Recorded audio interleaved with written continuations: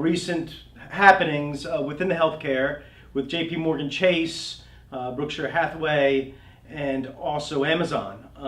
Yes. And I understand you wrote an opinion about it earlier this year in May, and you had some advice for them. I did. I think it's very exciting. Some employers coming together and willing to think differently about healthcare and how could they make healthcare better for their employees and lower cost. And so I wrote a blog piece just giving advice to whoever would become the new CEO for that venture as to what I would do if I were the CEO of it. And of course, now they have announced who their CEO is, and he's not going to be taking advice from me. But nevertheless, I gave the advice that, what I thought the new leader ought to do is to be clear with his new bosses, from all these three companies, what is it that he needs to accomplish and by when? And the point being that if they give him a long time span to show the cost improvement, then I think then that means we can really focus on prevention, which is very exciting.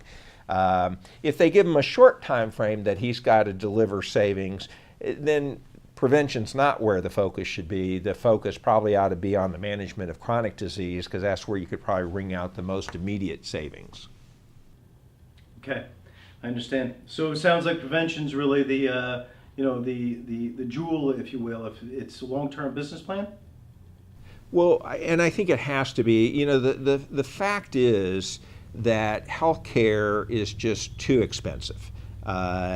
And yes, healthcare is more expensive in the United States than anywhere in the world, but the thing is, we're often compared to these countries in the economically developed part of the world, and it's often pointed out that we're 2 to 3 times more expensive than they are, which is true. But what you find is across the world, most countries are struggling with healthcare costs.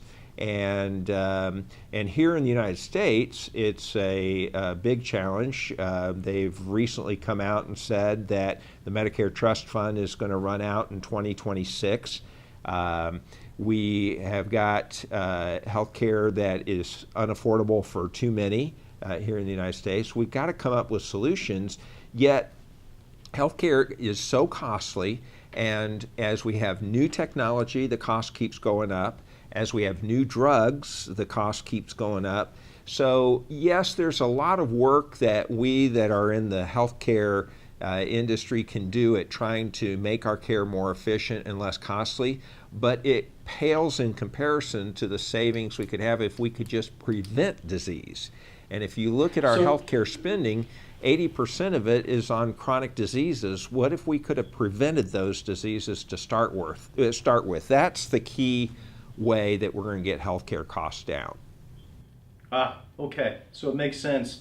So I mean, you have Buffett saying it's 18% of the U.S. economy last year, and it does sound aggressive. But to your point, there's a balance between quality and delivery and what the American public will stand for.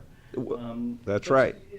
I really hope that JPMorgan Chase, Amazon, and Berkshire Hathaway, I hope they'll take the long view and really give Dr. Gawande the latitude to think about showing a return in 10 years, not in 2 years, and come up with ways that are innovative that can promote health. Now, some of that may involve artificial intelligence. Some of it will involve wearables.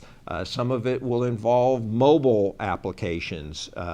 So I think it's a whole portfolio of things that will be necessary. But if we can make a focus on prevention, then I think we can make a real difference today.